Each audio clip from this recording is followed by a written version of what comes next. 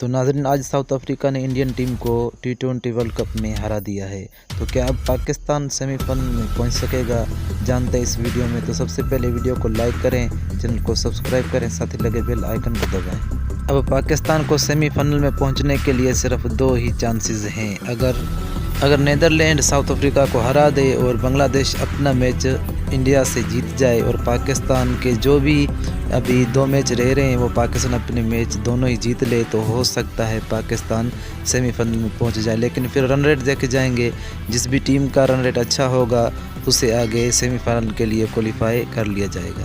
पहले तो पाकिस्तान के लिए एम ये है कि पाकिस्तान अपने दोनों मैच जीते और फिर बांग्लादेश इंडिया से मैच जीते या साउथ अफ्रीका को नीदरलैंड हरा ले, तो हो सकता है पाकिस्तान सेमीफाइनल में पहुंच जाए।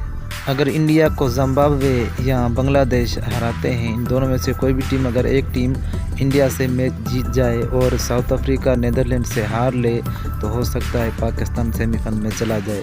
लेकिन अहम मसला रन रेट का ही होगा। पाकिस्तान को अपना रन रेट बहुत ज़्यादा अच्छा करना होगा।